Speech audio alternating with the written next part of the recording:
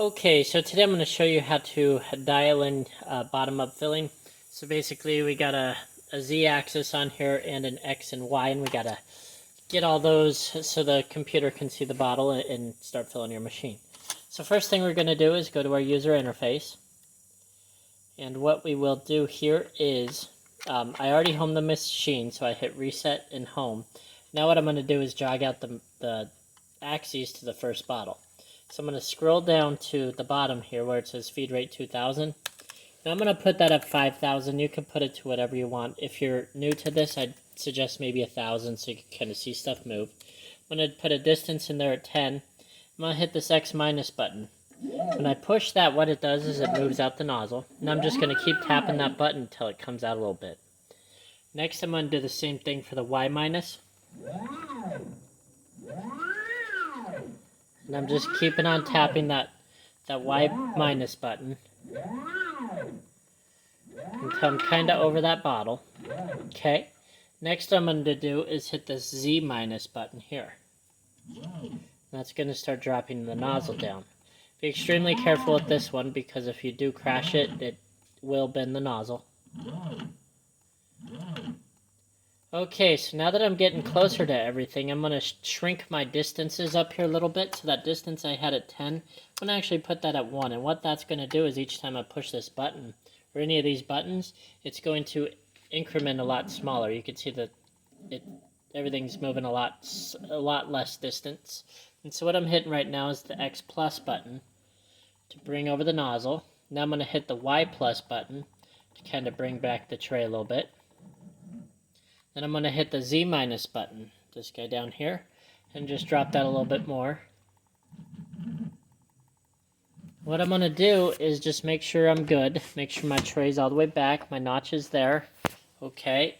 Nozzle looks pretty center. However, I'm going to hit my X minus button. No, I liked it better where it was. And I can shrink it more, so I could actually go distance 0.5 and then hit that. And you can see it just barely moved at that time. Okay, anyway, I'm going to put that back to probably 5 on my distance now. So I'm just going to type in 5 and hit the Z minus button.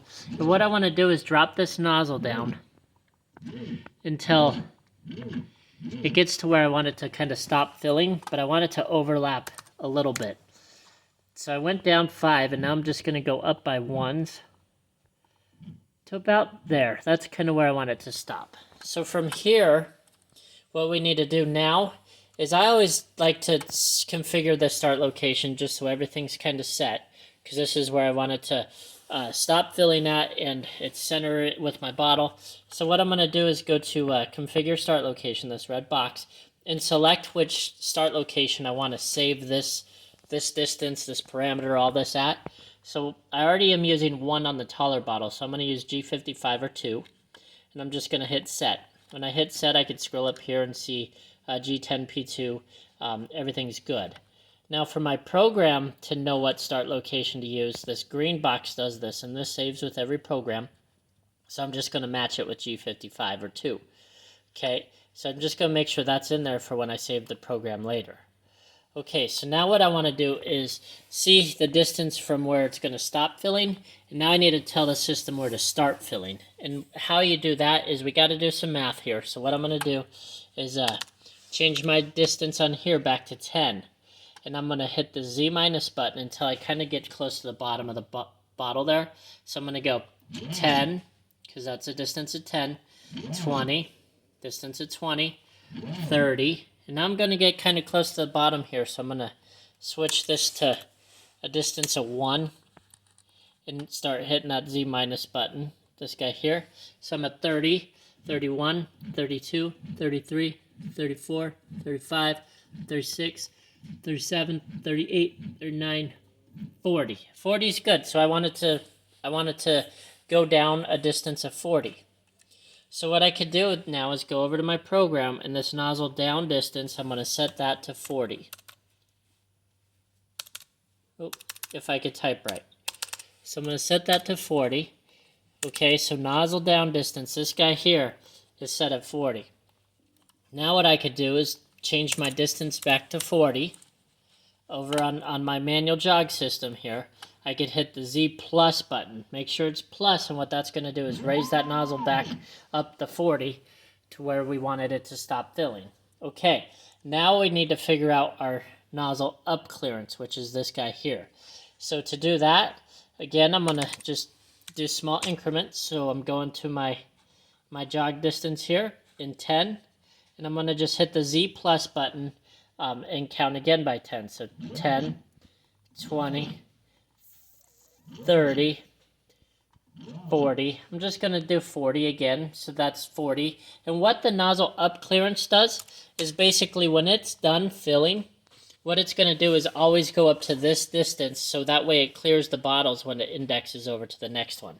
So both these are super crucial. If you don't need to dive that nozzle, you could just set both of these at 0 and you're good to go. So fill volume, I'm just going to set this at 15 because we're actually not going to fill anything, so we're just going to set it out at our default here. So that's at 15. Reverse fill is 15, which was working good for our test fills today. Travel feed rate is 5,000. That's how far it's going to index over, or how fast it's going to index. Row quantity is 6, so rows are these guys that go left to right.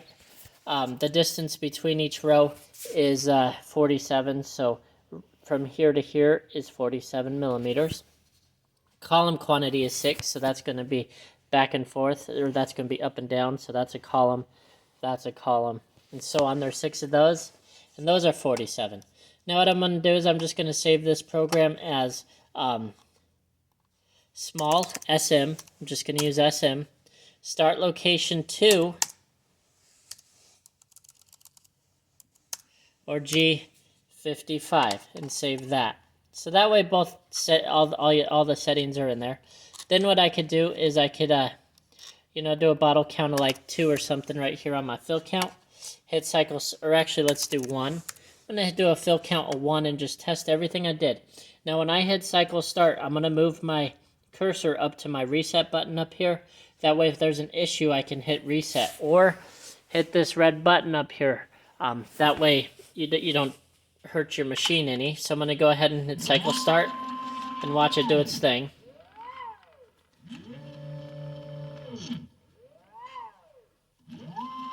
So that was perfect. That's what I wanted to do.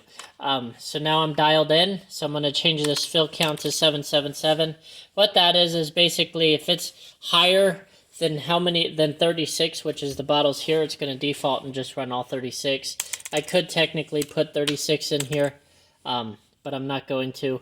However, if I did want to just fill 2 bottles, I could put 2 in there, or the 1 like you saw before.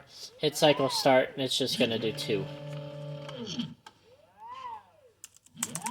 Anyway, that's how you kind of do your, how you set up bottom-up filling. It's a little bit more difficult than the Matrix standard fillers, but once you get the hang of it, it's pretty easy to use. If you get any questions, please go to www.rockymountainplc.com. We'd be more than happy to help you out. Thank you.